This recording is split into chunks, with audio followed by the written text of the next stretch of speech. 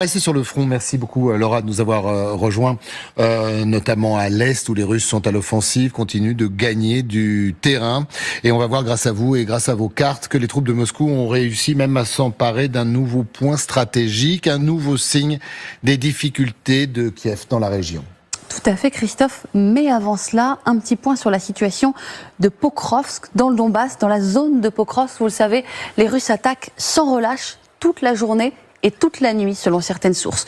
Toujours avec la même tactique, regardez, viser les localités voisines pour tenter d'encercler la ville. Toutes celles que j'ai marquées sur ma carte font aujourd'hui l'objet de combats. Si on élargit le cadre maintenant, on voit que Pokrovsk n'est qu'à une quarantaine de kilomètres de Kourakové. Or, vous le savez, les Russes ont revendiqué lundi la prise de Kourakové après 2 mois de combats acharnés. Les Ukrainiens n'ont pas confirmé. Mardi, ils ont même annoncé qu'ils se battaient toujours pour la ville. Mais quand on regarde de près la carte des positions actualisée par l'ISW, on voit que toute la localité de Kourakové est en rouge, la couleur attribuée aux Russes. Cette prise pourrait faciliter la conquête de Pokrovsk, car selon des sources ukrainiennes, les Russes auraient commencé de transférer des forces de Kourakové vers Mirnograd, la banlieue très proche de Pokrovsk. Alors ça bouge aussi dans une région plus au nord, la région de Kharkiv, et là, les troupes russes sont également à l'offensive. Dans l'oblast de Kharkiv, les Russes sont parvenus, Christophe, à franchir une rivière stratégique, la rivière Roskil, ici en bleu. Stratégique parce qu'elle servoyait de ligne de front pour toute une partie de la région. Les troupes ukrainiennes sont retranchées sur la rive ouest et les troupes russes tentent de la traverser depuis l'est. Ils seraient parvenus à le faire, les Russes, au niveau de cette ville de Dvorishna, ici, que vous voyez sur ma carte, et ils tentent désormais de consolider leur position auprès de cette localité. Un peu plus bas, il ne serait plus qu'à 2 km de Kupiansk, 25 000 habitants avant la guerre, bastion des Ukrainiens dans le secteur, et traversé par la rivière Roskil. Selon le chef de l'administration militaire de la ville, la situation dans la zone est extrêmement difficile pour les forces ukrainiennes. Difficile et symbolique. Au tout début de la guerre, les Russes avaient réussi facilement à passer cette rivière Roskil que vous voyez ici et s'étaient emparés de la ville de Kupiansk pour quelques mois. Ils avaient été contraints de faire marche arrière avec la contre-offensive ukrainienne de l'automne 2022, un temps qui paraît désormais de plus en plus lointain. Merci beaucoup Laura pour toutes ces précieuses informations. Sébastien Bis, ça dit quand même quelque chose de cette offensive. Alors on va pas revenir sur de la diplomatie, sur une course contre la montre avec Vladimir Poutine, mais sur le terrain, ça pêche bien évidemment. Et ça, les Ukrainiens le disent, on l'entend, les soldats, toujours ce manque de soldats. On va y revenir dans un instant d'ailleurs avec une déclaration très particulière d'un commandant, le commandant de la compagnie Azov. Vous verrez ce qu'il dit, mais il y a une réalité, il manque d'hommes, de matériel, d'armes. Oui, ça fait des mois que ça dure, cet épuisement de part et d'autre d'ailleurs. Les guerres sont quand même tragiques des deux côtés, les chefs décident de choses, mais les hommes au combat sont quand même des chairs à canon. Et en fait, il faudrait pas, d'ailleurs, dans les prochains jours, semaines, que le côté diplomatique nous fasse oublier les réalités tragiques humaines de part et d'autre, et évidemment d'abord et surtout en Ukraine. Parce que ce conflit, ça fait 10 ans, il s'est intensifié depuis 3 ans, et depuis 3 ans, il y a des victimes, des morts, il y a des blessés, il y a des blessures psychologiques, il y a un stress de la population en permanence avec les attaques, les bombes, les incertitudes, et donc il y a un épuisement certain. Donc c'est sûr qu'il y a un problème de matériel, c'est sûr qu'il y a des sujets diplomatiques, mais c'est sûr... Et ça, on ne doit jamais l'oublier. Il y a d'abord et avant tout, parce que c'est une guerre, des drames humains et sociaux dont les séquelles seront terribles. Les ressentiments, les mémoires, les volontés de revanche, de vengeance, etc. Tout ça, c'est quand même quelque chose qu'il ne faut jamais perdre de vue, surtout quand on est en Europe, confortable comme nous à commenter ce qui se passe là-bas. Aline.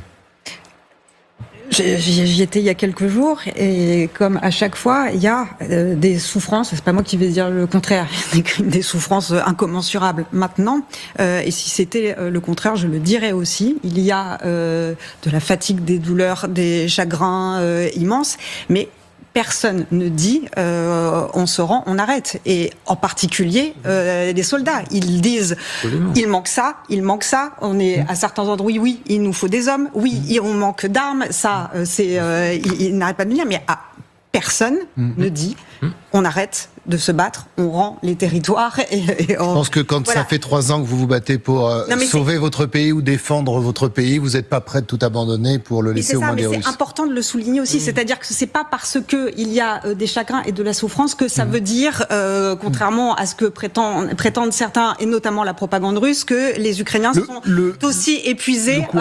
Le courage a un prix, malheureusement, il est là. Le courage et cette cette volonté absolue en ukrainien volia de gagner, c'est-à-dire et de gagner pourquoi. Et ça, c'est quelque chose qu'on entend énormément, toujours encore, y compris en janvier 2025. On se bat pour nos enfants, pour pas que nos enfants aient à faire cette guerre.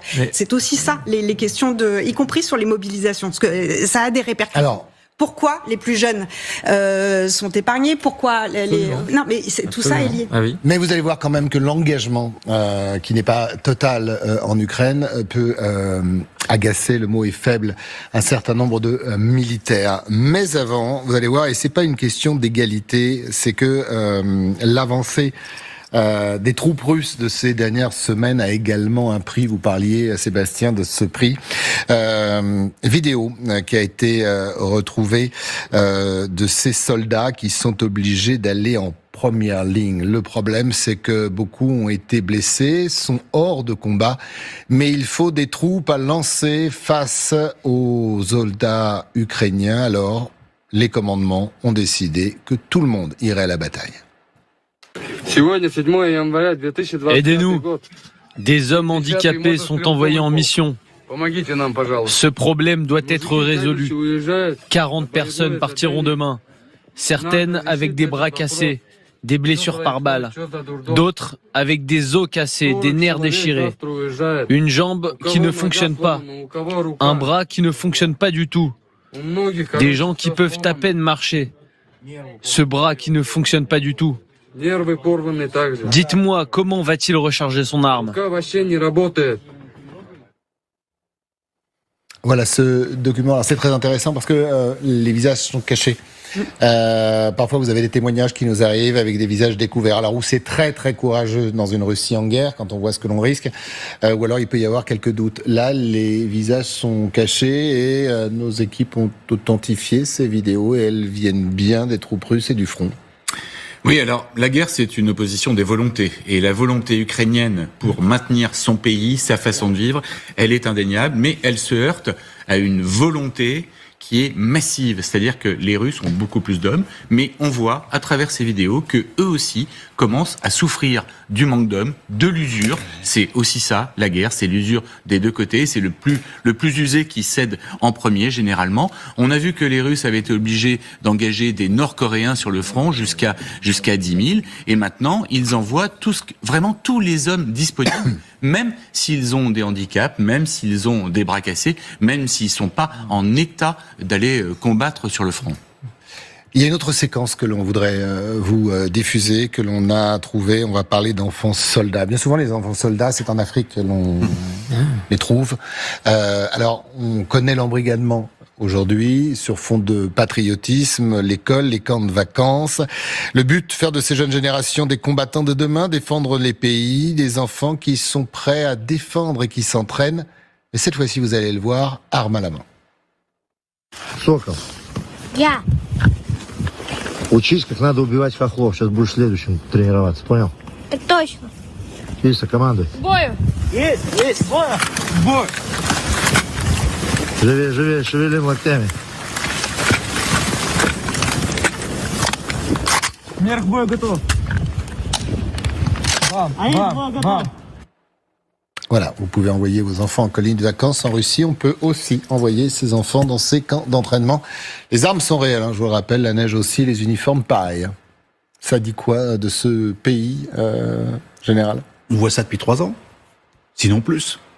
Depuis 3 ans et plus, on voit des jeunes encadrés au niveau de la Russie. On revient aux vieilles techniques soviétiques ou chinoises, parce que c'est pareil en Chine et d'autres pays totalitaires, où dès le plus jeune âge, on prépare au devoir patriotique les gamins. C'est ça la réalité. Donc finalement, pour moi, il n'y a pas de changement, sauf qu'on revoit des images qu'on ne voyait plus il y a quelque temps. Et on revient sur le discours précédent qu'on a eu sur ces handicapés qui partaient au combat. Bon, j'ai du mal à croire, quand j'ai vu les béquilles, que quelqu'un puisse aller au combat avec des béquilles. Bon. Maintenant, il faut voir aussi quelle fonction on leur a donné. Bon, ça voudrait dire en gros qu'il y a des problèmes de ressources humaines au sein de l'armée russe, ce qui est fortement possible. Moi, je vois ce qui se passe sur le terrain et ce qu'on vient encore, Laura nous a présenté. Pour l'instant, s'il y a effectivement des problèmes d'effectifs sur le terrain, je vois quand même que les Russes progressent. Et ils progresseront pas avec des gens à béquilles. Donc, ce qui veut dire en gros qu'actuellement, il y a encore des ressources. Mais c'est une question que moi j'évoque depuis des semaines. Comment se fait-il que les Russes, avec tout ce que l'on dit sur leur baisse d'effectifs, soient encore capables d'avancer ? Pour l'instant, ils sont capables d'avancer. Alors, à quel moment il n'y a plus de ressources ? Pardon ? À quel moment il n'y a plus de ressources ? Voilà. Et pour l'instant, on voit toujours que le combat continue depuis des mois, parce que maintenant on n'est plus dans des semaines, depuis des mois de progression lente mais réelle. Voilà. Donc c'est le questionnement. Maintenant, pour revenir au reportage sur cette jeunesse, oui, c'est une jeunesse qui est embrigadée. Ça veut dire aussi indirectement, c'est un message. Le message, c'est que nous nous préparons éventuellement à une guerre d'abord. Oui, ce sont les combattants. Alors c'est vendu comme ça. Ce sont les combattants de demain pour défendre la mère patrie. Et donc, message de la volonté. Aussi. Donc aujourd'hui, on a effectivement cette formation des jeunes qui a déjà été prise depuis longtemps. On les prépare effectivement à une guerre en termes de message d'aujourd'hui. La guerre peut durer. Et puis surtout, on se prépare aussi donc demain à défendre la mère patrie. Aline, vous dites dans les mots. Une dimension de haine quand même quand on écoute. Déjà sur les mots qui sont employés pour qualifier les Ukrainiens, c'est un mot très spécifique qui est une insulte en réalité. Donc on parle des Ukrainiens aux enfants avec un mot qui est vraiment la quintessence du mot insultant pour désigner. C'est même plus un ennemi. C'est un sous-homme. Il y a une histoire de déshumanisation. Et voilà. Donc on est dans la déshumanisation aussi dans ces images-là. Ils disent ils ne se suicideront pas eux-mêmes. Donc on est vraiment dans une violence idéologique. Oui, donc il y a même un petit côté génocidaire. Exactement. On est quand même là-dedans. Donc on a aussi en Russie une espèce de cocotte minute idéologique qui est traversée, travaillée et alimentée par de la haine qui va former ça, et avec une inquiétude aussi en plus de celle-là, si tant est qu'on puisse faire des hiérarchies, on ne sait plus, en Russie, c'est quand même compliqué, de l'embrigadement des enfants ukrainiens qui vont peut-être être